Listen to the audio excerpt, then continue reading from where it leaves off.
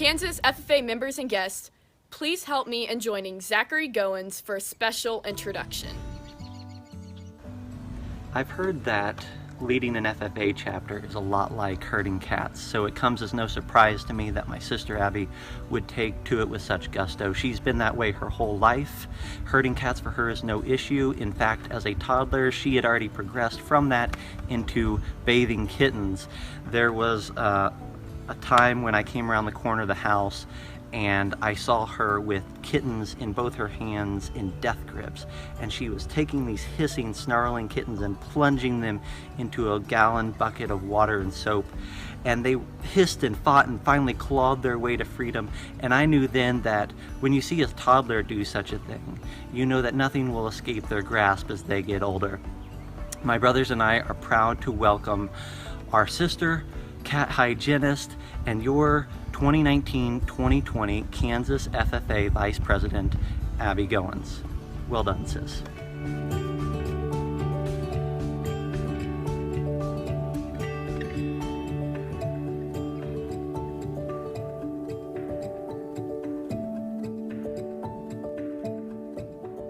There I was, standing in the middle of our church lobby, hands shaking in anticipation.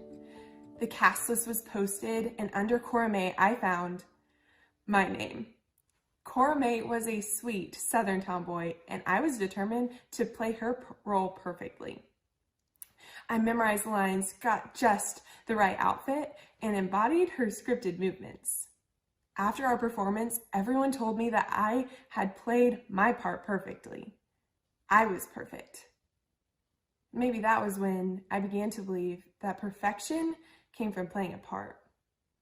From then on, I started to play this perfect character I thought was expected of me. So focused on this concept of being perfect, I started to create a script I couldn't deviate from. The perfect daughter would just nod her head. The perfect friend wouldn't be upset about that. The perfect Christian would do this. It went on for so long that it didn't even feel like I was acting anymore. It's just me. How many of us have felt that same need to live up to expectations? During high school, that character I'd been embodying fell apart. I realized the part I was playing wasn't who I wanted to be anymore. On the outside, I worked to look perfect, but on the inside, I knew I was leading an insincere life. The scripted Abby didn't run for state office, but the real me wanted to take the risk. The scripted Abby hid her emotions, but the real Abby wanted to let others know what she was feeling. The scripted Abby gave the Sunday school answer, but the real Abby was struggling with her faith.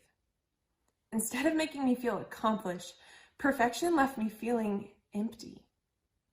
The idea of not meeting expectations terrified me, but I knew I didn't have a choice anymore. I threw away the script I'd been following for years and started searching for a new role to play.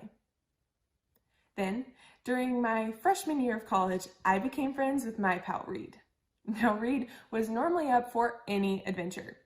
Give chocolate to strangers on Valentine's Day? Amazing. Take a new workout class? Incredible.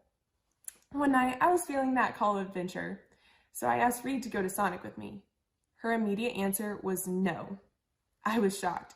Who could turn down live chats and shakes? She explained that she decided to be in bed by 10 p.m. every day that semester. I was sure I could get her to compromise at least once, and I tried. Sonic, trips to the Kanza, movie nights, nothing worked. And that wrecked my world. Reed was unapologetic about who she was. She was so confident in who she was, where she was going, and what her priorities were that it showed in even the little things. She wasn't swayed by the expectations of others, even mine. Here I was, at a loss for how I was supposed to live. I started to wonder if maybe I didn't need to play a perfect role, but rather live authentically. It was then I realized that the expectations guiding my life weren't from other people. They were my own. I had assumed people had these expectations of me when that wasn't what they wanted at all. It's not uncommon for us to feel like our family, our friends, the world has expectations of us. But they don't need us to be perfect. They don't need us to play a part. All that's expected of us is that we are authentic in who we are. Authenticity is knowing who we are and showing it to the world. All of a sudden, it was clear I didn't need to find a new script, but simply live true to me. So I followed Reed's lead. I identified what was important to me. Instead of simply doing what was expected, I thought about if it lined up with my goals, my values, and those characteristics I wanted to uphold. My actions started to line up with the real me. For me, expectations was one of the most crucial roadblocks to overcome when finding my authenticity. We each have expectations in our life, and this year I learned that they come in many different forms. Sometimes other people have high expectations of us, sometimes low. Occasionally they look like judgments, others challenges. For some of us, those expectations are fabricated, just like the ones that ruled my life. What we have in common, however, is this choice to pursue authenticity. Maybe it looks like recognizing the imperfections in our stories, but telling those stories anyway.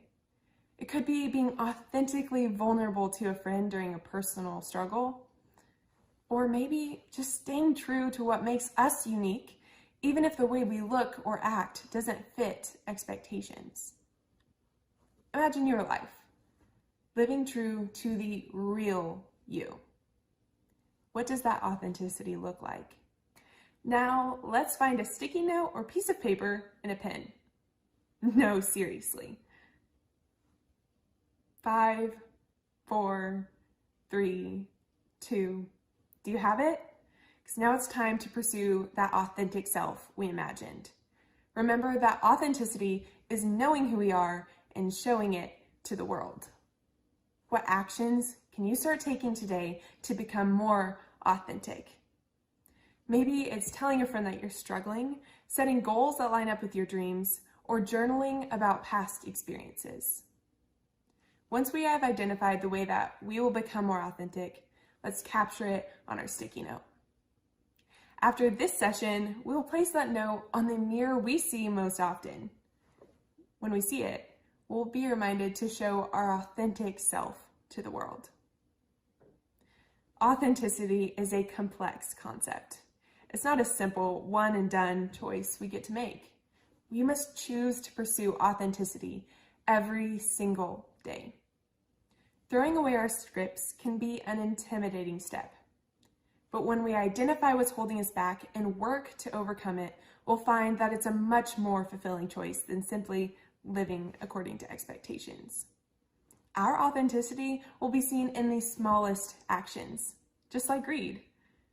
It'll also allow us freedom and joy like we've never experienced before. Like me. Playing parts like Cora May can be fun for a while. But Kansas FFA, true joy is found in living authentically.